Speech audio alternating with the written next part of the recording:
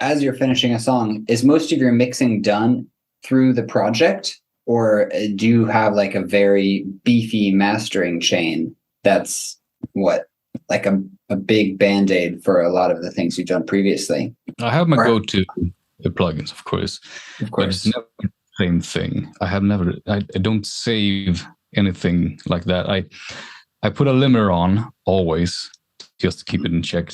When you're sound designing, some crazy things can happen. You don't blow out the speakers or something. But it's usually, I have my groups or buses, but I usually limit them and also have a limiter on the final mix bus. And then I take away the limiter and stuff and work with the dynamics on the other things.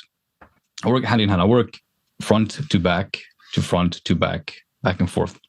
Okay. To balance it out. Every time I make a change, I need to change something else. So I always go like this to build it up to the thickness I think I need. I like the grungy, bitey sound, I think.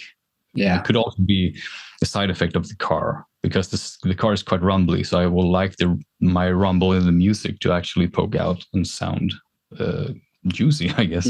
Okay. So how long have you been an active artist for? As Call Me Sleeper? When do you consider like your start date?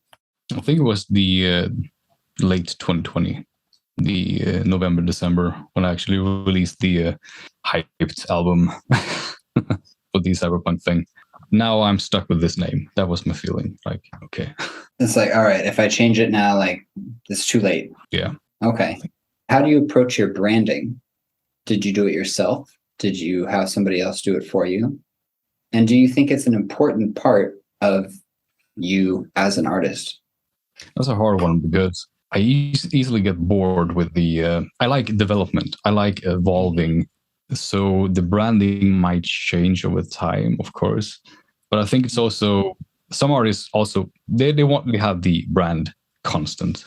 Like maybe a sports brand or something, they will never change the design, never. It's like a safety thing that like this symbol is holy for people. You can't change it.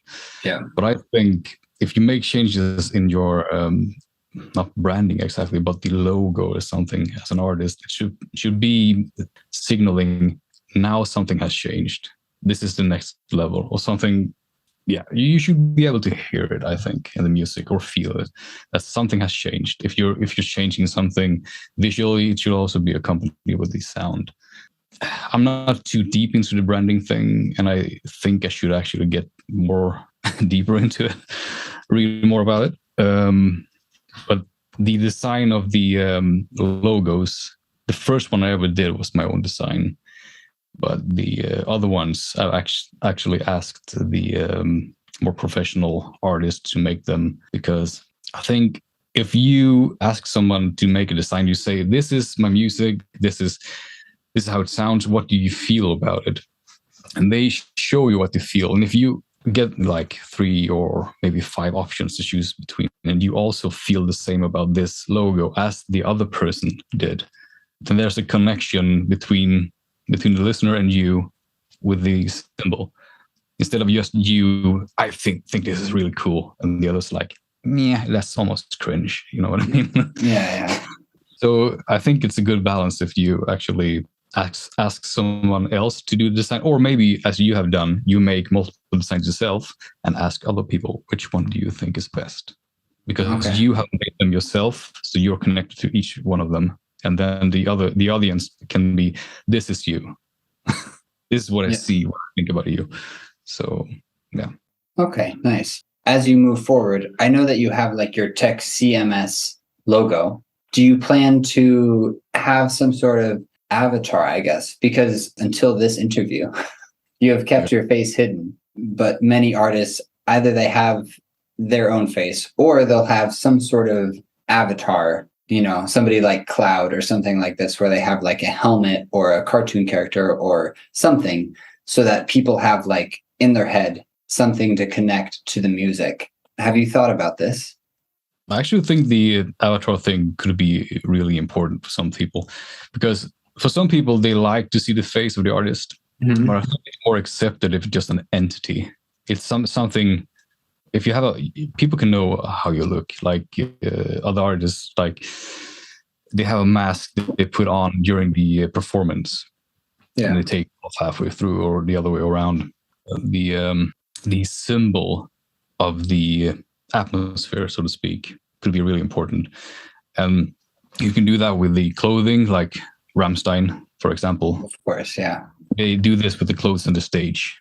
Yeah. But some people just have a mask or something that symbolizes, now I'm in this mode, now I'm performing, now I am the artist. Like Deadmau5 or something like that. Yeah, and then you take it off, then you're basically yourself. So then what is your thought for the Call Me Sleeper project? Do you want to show your face? Do you want it to be like that metal skull thing that you have now? Or do you want it to just be ambiguous? I'm not sure, actually. I'm very I'm very on the fence on this. I've been talking to so many people about it, and so many say show your face. So many other people say have a symbol, have an avatar, have something to actually differentiate your private life from your artistry, so to speak. And I can actually connect to that because in my work I wear these high-vis clothes and protective gear, and I have all these tools with me all the time. And when I put that on, I actually feel now I'm in work mode. So I'm actually more. I'm actually omniverted. I'm extroverted in my job, and I'm more introverted alone. So I put my work clothes on, and I'm more extroverted. I turn to the professional me, so to speak. So I think it could be important for your sanity to, when you put the mask on, now I'm performing. When I take it off, now I can relax. 100%. Yeah. I'm interested to see what you do with it. I think it could be quite cool. I have one last question for you. It's a question that I heard from this other podcast with Willie Joy. And he always asks the people, what is a moment in your life that you can point to where music had a very strong effect on you, or when music changed your life? Yeah, actually, this came as a surprise for me because when the movie Matrix came out, it was super hyped, right? And the 90s, it's pop culture, blah, blah, blah, Backstreet Boys, Spice Girls, and those kind of things. Yeah.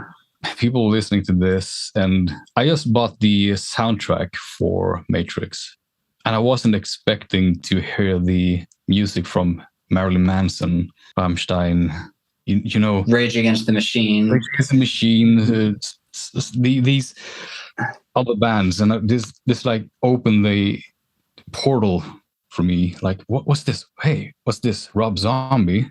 Dragula in the club. Hell yeah. Hell yeah. This is very interesting. It's a very heavy thing. I haven't heard it on the radio before. I like this.